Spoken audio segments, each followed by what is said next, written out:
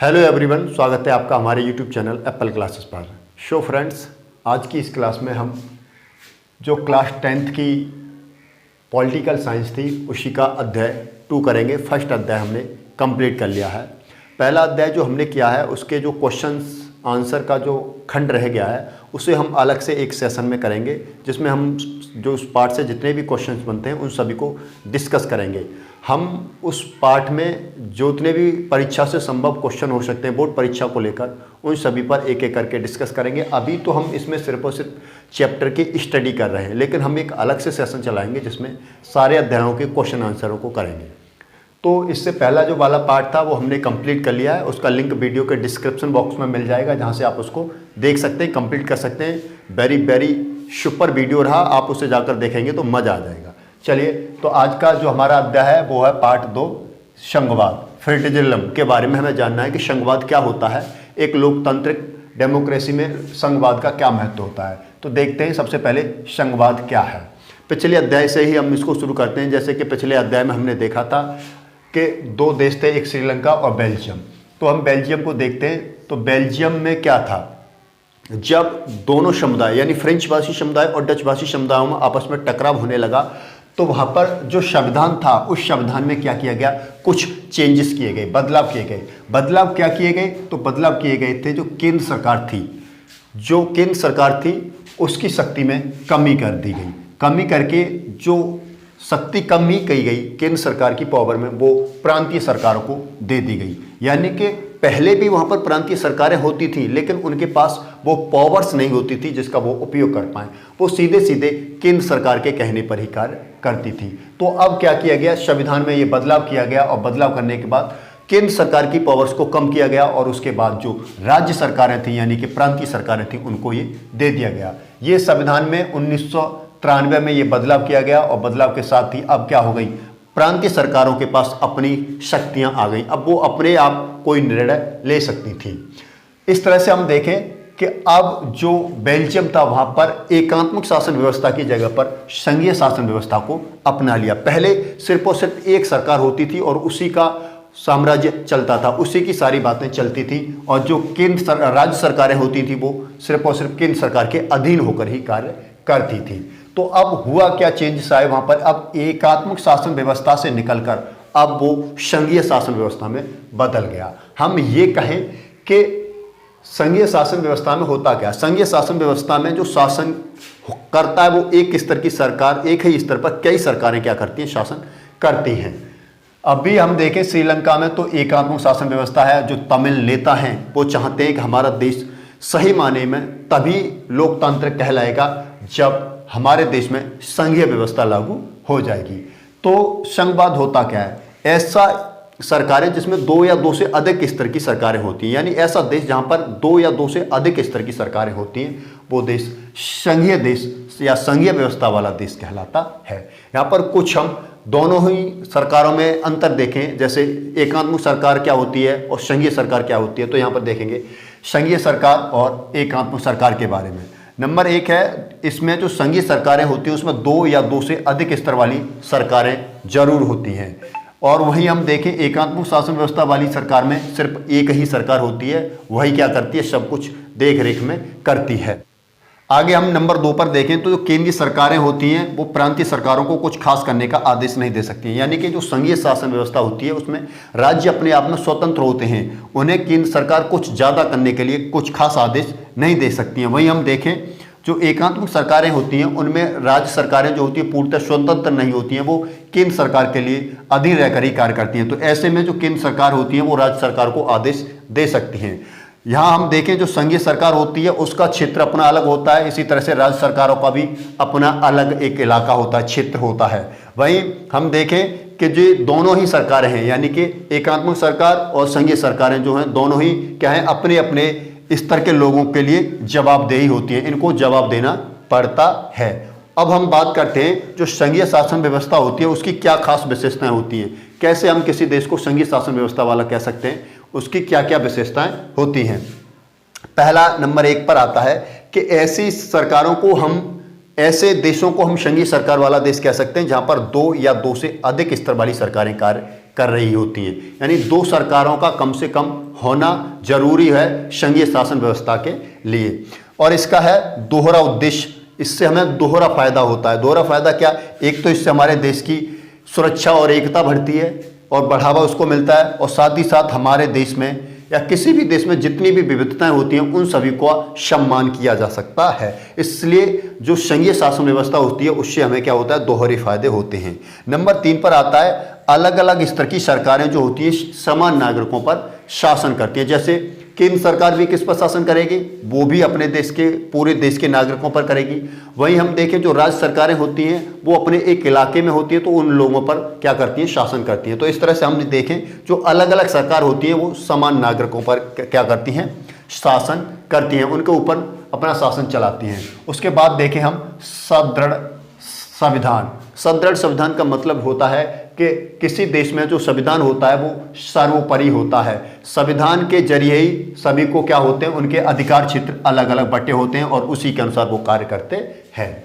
दूसरा आता है संविधान की सर्वोच्चता। संविधान की सर्वोच्चता से मतलब है जो सरकार के बंटवारे के जो कार्य हैं जितने भी इसमें दे रखे उनको कोई एक स्तर की सरकार क्या नहीं कर सकती? बदल नहीं सकती। दोनों स्तरों की सरकार को मिलकर इस पर कार्य करना पड़ेगा, तभी कोई कार्य बदला जा सकता है। वही हम देखें अगला पॉइंट आता है न्यायालयों की सर्वोच्चता का अधिकार। अगर जो सरकार के स्तर के बंटवारे में अगर किसी भी प्रकार की कोई विवाद होता है तो हमारे जो सर्वोच्च न्यायालय होते हैं वो क्या करते हैं? उसकी व्याख्या करते हैं। राज्य सरकार के हिस्से में कौन सा अधिकार क्षेत्र आएगा, कौन सा अधिकार क्षेत्र नहीं आएगा, इस सभी का डिसीजन कौन करता है? तो सर्वोच्च न्यायालय करते हैं। अगला पॉइंट आता है वित्तीय स्वायत्तता। दोनों स्तर की सरकारों को लिए जो वित्त की जरूरत है वो अपने अपने तरीके से अलग अलग डिसाइड की गई है, को वो अपने अपने तरीके से इसका इंतजाम कर सकते हैं, यानी कि दोनों सरकारें स्वतंत्र हैं इसके लिए। अब हम बात करते हैं कि संघीय शासन व्यवस्था का गठन कैसे होता है। जब 2 या 2 से अधिक स्तर की सरकारें मिलकर एक संघीय शासन व्यवस्था बनाती हैं तो उसमें 2 चीजें बहुत ही ज्यादा कंपलसरी होती हैं, इंपॉर्टेंट होती हैं, तब जाकर कोई भी शासन संघीय व्यवस्था को अपना पाता है, अन्यथा की स्थिति में संघीय शासन व्यवस्था नहीं बन पाती है। पहला है सहमति। 2 स्तर की जब सरकारें बनती हैं मिलकर एक संघ बनाती हैं तो उनमें दोनों में आपस में हर बात को लेकर सहमति होनी चाहिए, अन्यथा टकराव होगा तो वो संघीय शासन व्यवस्था नहीं बन पाएगी। और उनमें भरोसा होना चाहिए, एक दूसरे पर भरोसा भी करना चाहिए। ऐसा ना हो कि राज्य सरकार का क्षेत्र है और उसमें क्या कर रही है, जिसमें उस पर राज्य सरकार को कोई काम करना हो वहाँ पर केंद्र सरकार आकर अपना कार्य कर रही है। इसी तरह से जो उनके क्षेत्र अलग अलग डिवाइडेड हैं उनके अनुसार वो क्या करें? कार्य करें, अपने अधिकार क्षेत्र को माने और एक दूसरे पर भरोसा रखें, सहमति रखें, तो क्या एक संघीय व्यवस्था काफ़ी अच्छे से चल सकती है। तो संघीय शासन व्यवस्था अलग अलग जो देश होते हैं अलग अलग काल और समय परिस्थिति के अनुसार वहाँ पर अलग अलग बनाई जाती है। तो उस समय की क्या परिस्थिति है, क्या कारण है जब वहाँ पर संघीय व्यवस्था बनाई गई, उसके आधार पर हम देखें तो अलग अलग देशों में ये संघीय व्यवस्था के प्रकार जो हैं वो अलग अलग हो सकते हैं। तो संघीय शासन व्यवस्था में के इसके 2 प्रारूप हो सकते हैं। पहला है जब 2 या 2 से अधिक स्वतंत्र राष्ट्र, यानी देश स्वतंत्र हैं लेकिन वो क्या कर रहे हैं? इकट्ठे होकर एक संघ बना रहे हैं, साथ आकर एक संघ बना रहे हैं, तो ऐसे को भी हम संघीय सरकार कहते हैं। ऐसे में जो देश होते हैं, जो राज्य होते हैं वो अपने आप में संप्रभु होते हैं। वो क्या होते हैं? वो अपने आप में अपना अधिकार रखते हैं, उनकी पहचान भी अपनी अलग होती है। ऐसी संघीय व्यवस्था में जो राज्य सरकारें होती हैं वो क्या होती है? संघीय सरकार से ज़्यादा ताकतवर होती हैं। जैसे यूएसए, स्विट्जरलैंड और ऑस्ट्रेलिया, इनमें देखेंगे तो संघीय सरकारें हैं लेकिन ये संघीय सरकारें कैसी हैं? इन्होंने कई सारे स्वतंत्र राष्ट्र जो थे इकट्ठे होकर उन्होंने एक संघ बना लिया है।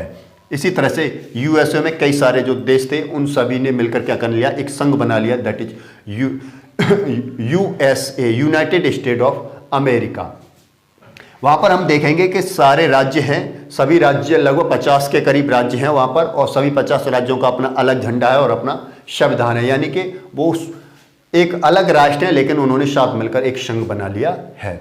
दूसरा आता है संघीय व्यवस्था बनाने का कि जो बड़े बड़े देश हैं उनके यहाँ पर काफ़ी ज़्यादा विविधता होती है, उस विविधता को ध्यान में रखकर क्या करते हैं? अपने यहाँ पर छोटे छोटे राज्यों को गठित कर देते हैं। जैसे हमारा देश भारत के बारे में देखें, हमारा देश बहुत बड़ा भारत देश है, उसमें कई तरह की जनसंख्या रहती है, कई भाषाएं बोलने वाले लोग रहते हैं, जिसके कारण क्या होती है, उनकी भाषा और उनकी विविधता के आधार पर हमने अपने देश को कई छोटे छोटे इलाकों में गठित कर दिया है। यानी बड़े देश अपनी आंतरिक विविधता को ध्यान में रखकर क्या करते हैं, राज्य सरकारों का गठन करते हैं।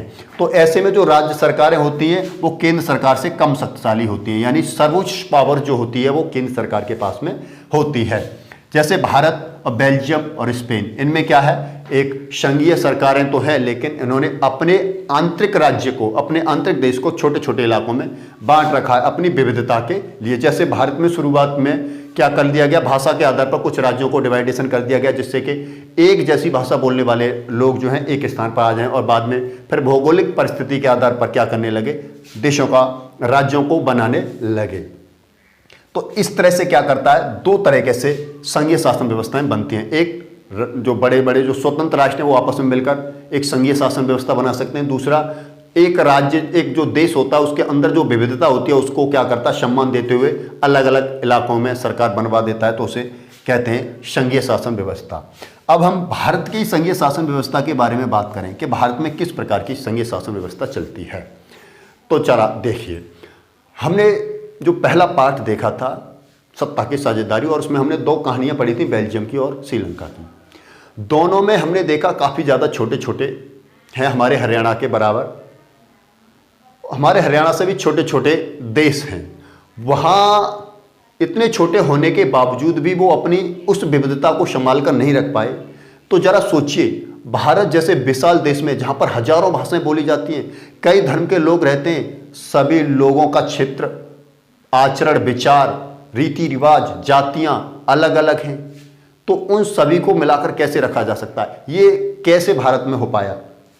तो चलिए देखते हैं।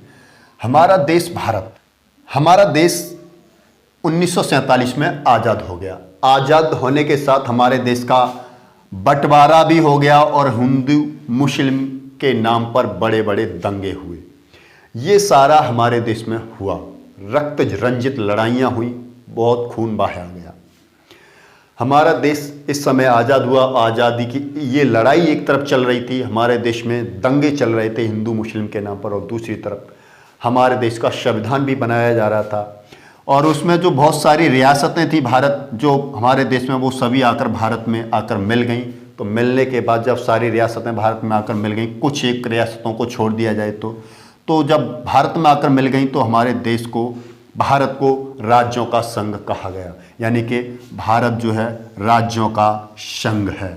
तो इस तरह से हमारे देश को, भारत को राज्यों का संघ कहा जाता है।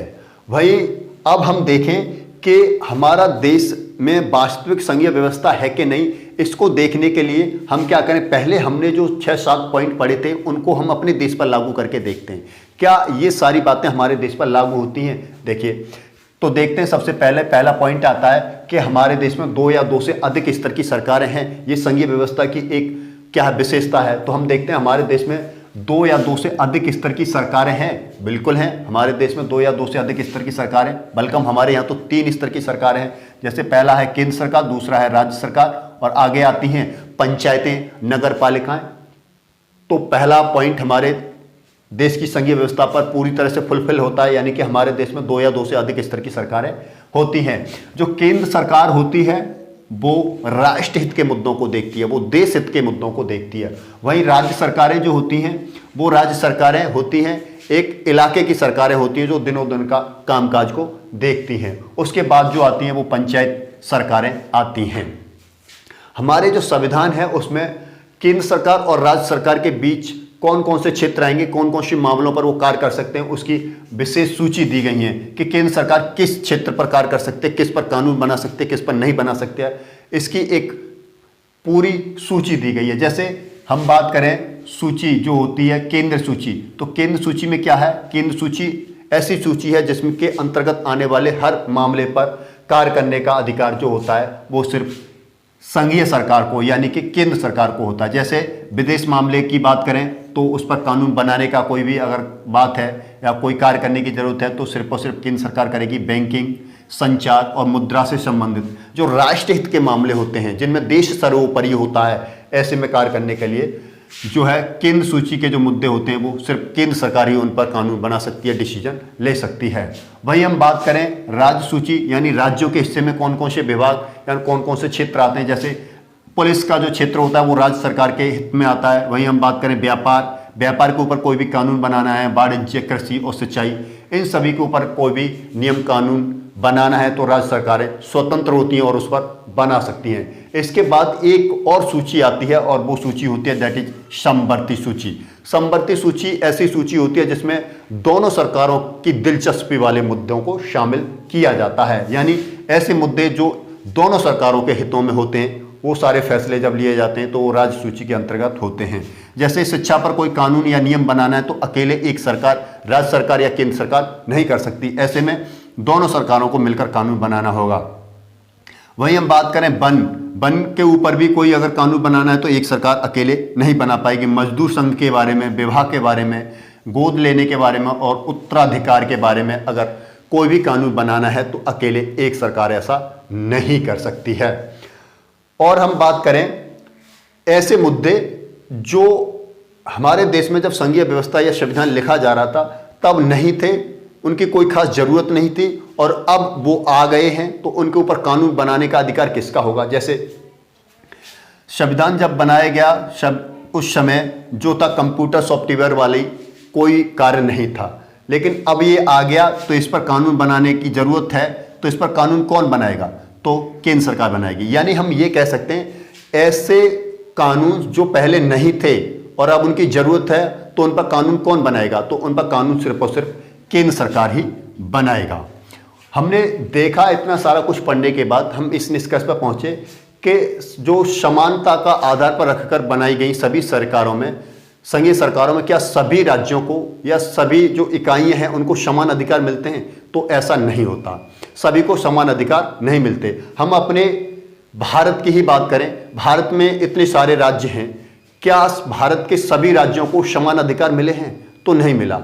सभी को समान अधिकार नहीं मिले हैं। हम देखें कुछ राज्यों को विशेष अधिकार मिले हैं। जैसे हम देखें हमारे देश में एक राज्य हुआ करता था जम्मू कश्मीर। जम्मू कश्मीर एक राज्य हुआ करता था, अब उसको केंद्र शासित प्रदेश में डिवाइड कर दिया गया है। तो जम्मू कश्मीर राज्य का अपना संविधान होता था, अपना झंडा होता था। वहाँ पूरे भारत के कोई भी और व्यक्ति जो जम्मू कश्मीर के नागरिक नहीं है वहाँ पर जमीन नहीं खरीद सकते थे, वहाँ शादी विवाह नहीं कर सकते थे।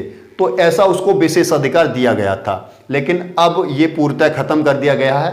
अब इसे केंद्र शासित प्रदेश में कन्वर्ट कर दिया गया है। तो ऐसे ही भारत के और कई सारे राज्य हैं जहाँ पर उनको विशेष अधिकार दिए गए हैं, यानी कि संघीय शासन व्यवस्था में सभी को समान अधिकार देने की बात की जाती है, लेकिन ऐसे नहीं है, सभी को समान अधिकार नहीं है। कुछ राज्यों को विशेष अधिकार मिले हुए हैं। भारत के संघीय व्यवस्था में कुछ ऐसे भी राज्य हैं जो बहुत ही कम उनको स्वतंत्रता प्राप्त है। वो ऐसे क्षेत्र हैं, उनकी भौगोलिक स्थिति के आधार पर हम देखें तो ना तो हम उनको किसी राज्य में शामिल कर सकते और ना ही उनको अलग कर सकते। उनकी स्थिति ऐसी है कि उन्हें हमें अलग ही रखना पड़ता है। डेट इज ऐसे राज्यों को हम केंद्र शासित प्रदेश कहते हैं, जैसे दिल्ली, चंडीगढ़, पुदुचेरी।